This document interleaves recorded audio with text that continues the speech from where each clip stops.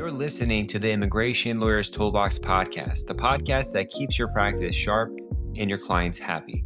I'm your host, immigration lawyer John Khosravi, and every week we're bringing you insights, tips, and real-world conversations with top immigration attorneys and industry leaders. Whether you're here to grow your practice, stay on top of the latest trends, or get inspired, you're in the right place. Ready? Let's go. Hello, fellow Toolboxers. Welcome to episode number 438 of the Immigration Lawyers Toolbox podcast. We're doing a regular weekly episode talking about the last top 10 tips I have from last week to this week for immigration practitioners. Either your managing law firm, your associate, paralegals even, a lot of them listen about just what's going on, things you need to know about because there's just so much happening every day. We call our top 10 tips this week for immigration lawyers. Really, I'm recording this number 18th on Tuesday. I didn't get a chance to do it yesterday. But rains in Los Angeles were pretty bad. The internet kept getting shut off. So yesterday was a mess, and hopefully they'll stay on today. But that's the top 10 tips there. Before we start, I want to give a special thanks to our sponsor of this podcast, the Immigration Lawyers Toolbox Magazine, issue number 10 and issue number 11 that's coming out hopefully pretty soon. You know them as E-Immigration by Serenade. I want to plug a special seminar they're having for immigration lawyers and people in the game who have to deal with the insanity of what's going on. The webinar is called Keys to Building Resilience in Immigration Law for 2026. Recordings or the live show is on Wednesday, December 4th, 2025 at 10 a.m. Pacific. I'll put a link in the show notes so that you could reserve your spot there. I definitely recommend doing it. You have top big hitters, Raquel Gomez, CEO of Staffy, and Anna Paris, Vice President of Client Success at Staffy, and Trinity Byrne, Head of Marketing at Immigration, talking about the resilience in the insanity that's going on. It's just going to get worse next year. Once that ICE budget kicks in from the new big, beautiful bill, the $100 billion comes in, we're going to have a big party. So that's happening. I know I was at the California conference the end of last week, California chapters ALA conference. So we have 4 chapters here, pretty big. It was a good turnout. I spoke at the first session with Nicholas Morales and Tony Williams, I believe it's the first time I met her. Let me check him. Tony, I'll get it in a second. But, all the conversations were, as you'd imagine, about just like there's a morale issue because of what's going on. But the solution is really Tammy Castillo. I'm sorry, not Tony, Tammy Castillo. She practices up north. But is just, what the problem is. You could either be like, I don't want to deal with this, or go head on and enjoy it. And because we're doing groundbreaking things. And these are like those things that you'll remember 40 years from now. We'll be like, yeah, during that time, I was there out for the fight. And so that's it's one of those things you let it burn you and get annoying and stuff like that, or you just go the alternative route and go hard into it and fight it, and you're gonna feel much more proud and have successes that are gonna last a long time. So that's the direction we're going for. And to help with that, and to expand your practice as well, I'm going to be doing a live recording of the consular processing portion of my family and marriage green card course. So we've had this recording. We do it courses on this, the whole thing, I-130 admissibility, I-485, affidavits, all this kind of stuff. But we're doing a consular processing only live update that I'm going to record, and the recording is going to be available for those who join the live session. It's going to be on December 18th at 10 a.m. Pacific. I definitely recommend coming. There's a fee for this one, it's premium. But email me and I'll give you a link to the landing page because you have to be a lawyer to do it. So I need your bar info there. Then we can send you more information about registering, or the information will be there, but the actual invoice will be sent to you to join. It's probably going to be 2 hours and may go over. So I'll have a follow-up date if needed. There's just so many stuff that comes up. Plus there'll be questions potentially coming up. So it might take longer than expected. But we're going to deep dive A to Z of how to do consular processing, not including how to do an IA-64 as a separate course, but the whole SEAC process, deal with the National Visa Center, deal with embassies, and so many little nuances that exist with that I want you to be aware of. Whether you've been practicing this area many years or you're new to it, this is something to do because so many immigration lawyers don't have consular processing experience. With everything that's going on with adjustment of status being problematic, which will go to our first tip of the day, you really need to have an idea of how consular processing works. So having said all that, just email me if you want information about that, info@immigrationlawyerstoolbox.com. None of the information provided here is intended as individual legal guidance. Please consult with an attorney about your case, but you know that already. So let's get started. Tip number 1 is a disaster of a tip and information update. In about a week and a half ago in San Diego, as my corroboration of this happening, USCIS or whatever, the ICE, I guess, or CPI, some of these enforcement people went into the field office over there and went to the waiting room where the adjustment of status applicants were, and they picked up anyone who was out of status doing adjustment of status.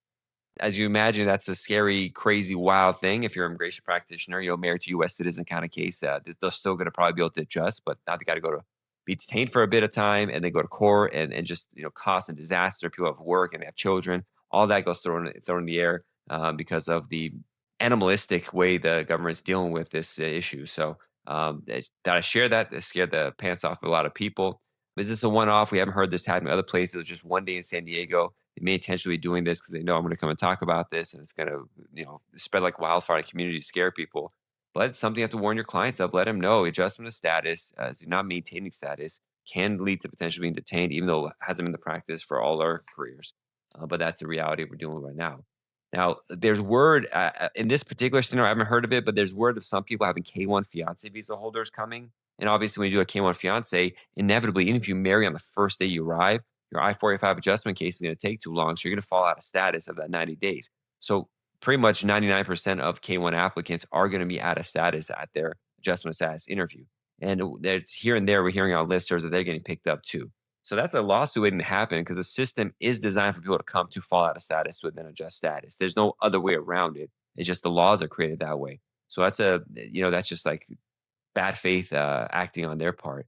And the another problem that comes up is people doing I-130 waiver cases. That the goal of the I-61A was that you can go do I-130 and then you get that approved and then do I-61A. That's kind of too risky now to do potentially. Even if your I-161A is approved, a couple weeks ago there was a situation when they picked someone up. So how are you going to deal with that? Or maybe you have adjustment of status cases where a waiver is needed.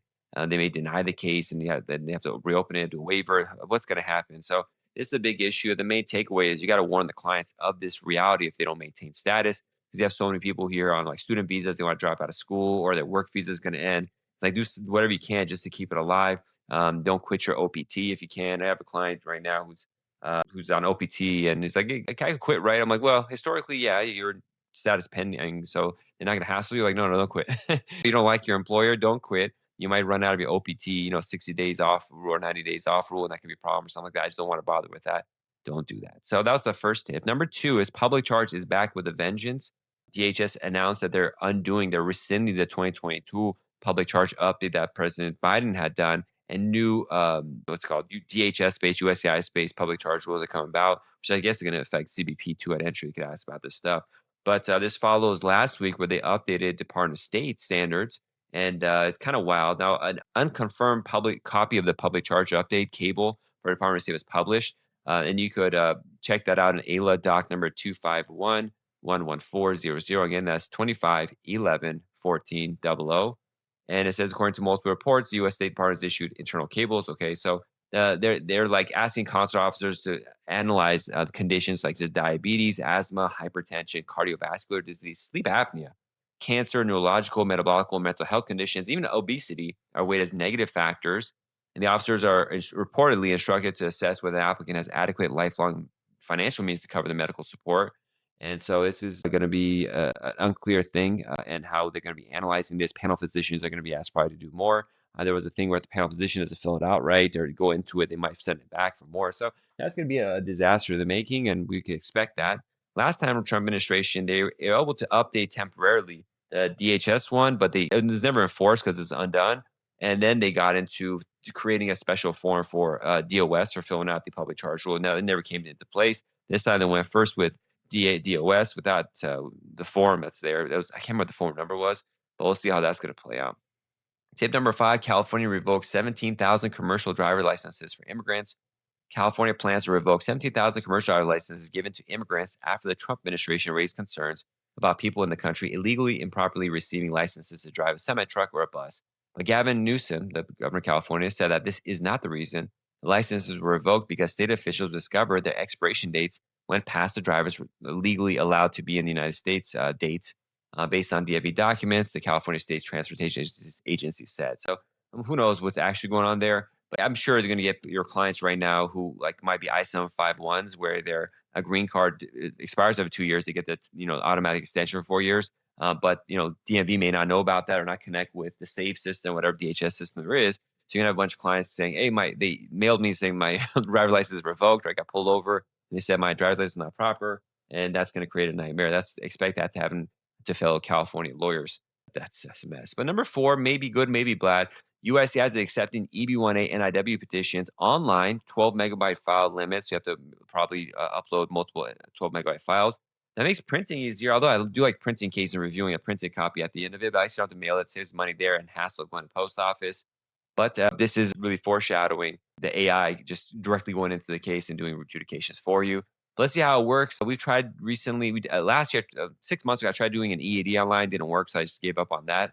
And then we have to upload a PDF of it, not fill out a form, but the PDF. And then just last week, we tried doing I-751. It was not working, so we gave that up as well because the I-751 just opened up last week too. But we'll see how that works out. But I was fighting doing the I-130 and F-100 filings online for several years. And then when I did, we've gotten used to it. It's just much faster, much more efficient to get it in.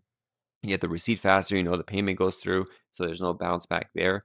So it's the way to go. Hopefully they'll have online forms where you could do the form at least online instead of uploading this PDF, because who knows what the quality is going to look like when that happens. But that's a big change with USCIS. Tip number 5, U.S. expatriations rise to 1,600 in third quarter. IRS says the number of people who lost or renounced their U.S. citizenship totaled 1,600 in the third quarter, as logged by U.S. Treasury, a 50% increase from the previous quarter. So I'd still, these numbers in general, the population were kind of small, but it's still a lot. 600, double, 50% higher is a big number. And usually these are people with a lot of money because they're trying to not pay taxes. So it's a big hit to the financial base of America over time. Tip number 7, this just announced, President Trump unveils a FIFA Pass to help World Cup travelers get their visas faster. So it's just so ridiculous. So they've just made it where you can't do visa appointments in every other location. You have to go to your home country. They're backed up many places, but he wants to make it special for to promote people come to U.S. on FIFA for the FIFA football games and stuff to be able to get expedited appointments. Let's see how that goes. But along with that, according to Big Beautiful Bill, they're increasing the visa fees, and so you might have to pay like $400 or $500 per person to do a visa appointment. It's so crazy. Now they said partially that's refundable stuff. Who knows what's actually going to happen? I just have to fight for it. But imagine you're going to bring a family, like husband, wife, and their spouses, and a couple of children with you. That could be $1,000+ in just extra fees. It's ridiculous. That's money that could be, they're going to spend in the U.S. going out, have fun. That goes in the economy instead. It just goes into the government's hands. Number 7, the number of newly enrolled foreign college students in the U.S. dropped 70% this fall after the Trump administration made it more challenging to obtain student visas. Data released Monday by the Institute of International Education. For sure, that number is going to get higher for next semester or next year with the travel bans and cut downs and all this different stuff that's happening. And it's going to affect a lot of USCIS-based cases. I mean, my practice is built on grad students getting married. So that's going to be a direct effect on what we do here, as well as but on the other side, not pleasant, it's very horrible, but they're redoing the duration of status situation for people that are student visas. And that's going to create a lot of people who are mistakenly violate stuff. We're going to want to consult on that. So it's just going to be more and more people having, instead of getting benefits and more happy kind of stuff, it's going to be people who made mistakes and have to fight it. That's where lawyering gets harder and more complex. But we're going to be there for that, help them. But it's going to be a shift on what we're going to be helping with, just as people who are doing removal, for example, and bond hearings are seeing. The next tip is 2 parts, BIA decisions. There was a matter of Miguel, Cahuec, Tzalam, there's a lot of names in there, on November 14th, but essentially it says Board of Immigration Appeals issued a significant precedential decision addressing when immigration judges may grant administrative closure in cases involving SIJ, special immigrant juveniles. Essentially, just having a pending petition alone is not enough to justify closing removal proceedings. The board emphasized the requirement of a foreseeable resolution within a reasonably short period, and much more. So if you're dealing with litigious cases, be aware of this update. It's very important to read. And also, matter is more to it. I'd left at that. Matter KSH followed as well. A single attempt to report an incident of harm by private actors to local police without further harm from the police themselves or evidence of their widespread collusion with the alleged persecutors does not establish that the government as a whole is unable or unwilling to protect the respondent from persecution. So be aware of that as well. So in the next 2 tips, they're practice management kind of stuff. First, number 9 is a series I started. We had the intro of it last week, which are top 7-star system, the 7-star system that we have for our practice. It's a standard we strive for and hopefully complete as much as possible. But just as you might have 4 or 5-star hotels, for example, imagine what a 6 or 7 even star hotel is, what extra amenities and standards they expect from themselves. And I worked on delineating that and expressing what it is. And the first one is about speed. This is the first star that our clients could expect, even our team members could pay, is speed. People want responses done fast. People want the case to be done fast. And it's such an important factor. And I realized from the growth of my firm, the faster you get a hold of the attorney for a consult, the faster someone picks up the phone, the faster someone gets a contract out, the ability to fill out questionnaires. Every step is really focused on where can we input speed in there, because that's something that people really want and expect, and it shows quality of service. So speed is the number one thing that we have as a star in our service. And it comes a problem sometimes speed, it has a quality issue. So how do you balance these out? We'll get into that more on the next phase. But that's the first and foremost thing. I have a bigger breakdown of this on our LinkedIn page for I posted on our different pages and stuff, but check that out. But the first star system is speed. It's so important that you break down your system, see where you could input speed in there. Now with technology happening, how could you create automations that could do that? And just having the expectation from team members to like, hey, respond to this person as fast as possible within a day. If you don't have time to respond, say we got your email, we're going to respond. And so that's where speed comes in there, and obviously doing the case well, communicating with the client as fast as possible to get the things going. But is an important factor that we have in our firm. So I want to share that with you as you go through these stars and some things that you can maybe input in your firms, and some things that we're going to go out after that, things we don't say it's not part of our stars, and why. So you can think, well, maybe I want this and that, because there's an old saying, you have speed, quality, and price. You have two of those three. You can't have all three. So for us, speed and quality, the price gets hit. And actually, seeing other people's prices, our prices aren't that high, relatively, probably in the middle. But whenever you're doing this, you think you're charging a lot, but then you hear half the other firms are charging more.